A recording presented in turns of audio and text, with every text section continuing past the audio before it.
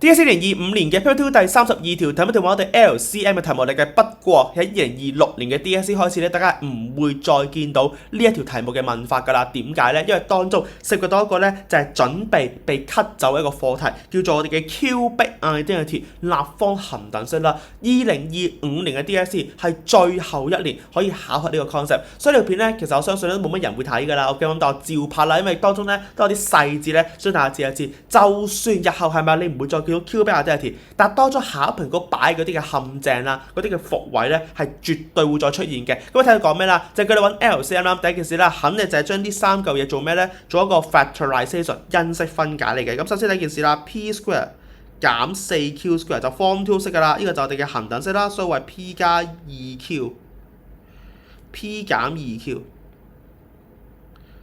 好啦，咁接下嚟嘅説話咧，就我哋嘅立方恒等式啦。咁呢個咧就如果你係2026年或打後嘅學生咧，咁啊理論上冇聽過，不過我堂上都有講嘅。如果你 IM 係高 grade 嘅説話啦，跟住攞5星咧，其實應該要學埋夠嘅嘛。就我哋嘅 A 3次減 B 3次，都係今日個 B 咧，其實係 2Q 嚟嘅，即係呢個位咧其實係 P 嘅3次減括弧 2Q 嘅3次。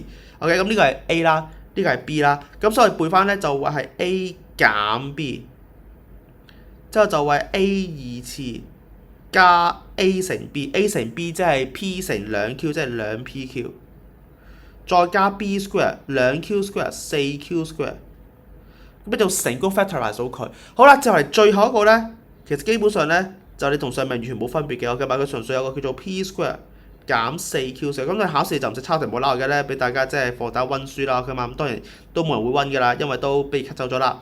咁先寫翻靚仔少少啦嚇，咁但係你考試咧就唔使抄題目嘅。好啦，但係大家望到咧，其實 P 加 2Q，P 加 2Q 咧，其實可以 combine 做 P 加 2Q 嘅 square。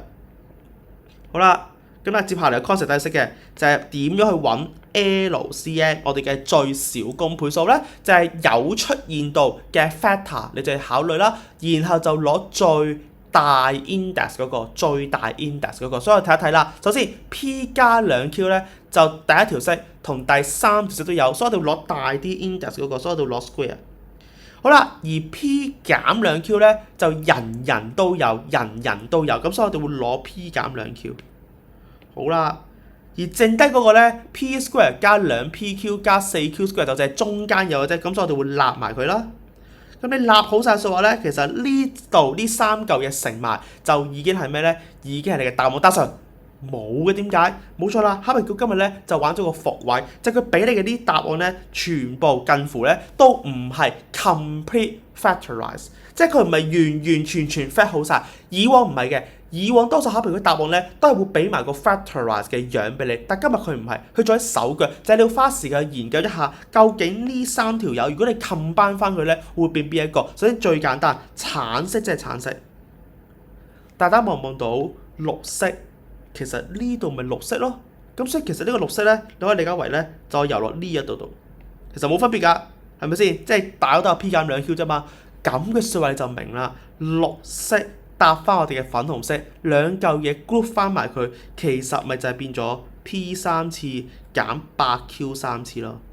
get 到嘛？所以其實今日咧佢就考你咧，就係呢兩嚿嘢咧係㗎啦，你要立佢㗎啦，但係你臨乜變翻咗我哋嘅 Cubic Identity 呢個樣啦 ，P 3次減 8Q 3次，咁你又可能會嘥下大家少少時間去路 Q 嘅答案係咪？咁但係如果打熟嘅説話咧，其實路 Q 到，所以打後日子其實2026年開始係咪？考評局絕對都可以再咁考你㗎，係咪？就係佢要你係咪揾完之後再花少少時間係咪啊？去做少少嘅叫做grouping 啦，我理解為係咪？即係 group 翻埋佢哋係咪？咁當然你就唔會再見到咧，就我哋嘅 Cubic Identity 係咁解嘅啫 ，OK 嘛？咁所以條片咧就可能係啲應屆，可能即係2025年嘅學生，你想學翻點樣做呢條數啊，或者係咩企住人係咪想即係增長你嘅數學知識嘅數話咧，呢條數咧可以幫到大家。咁呢條片去到呢一度。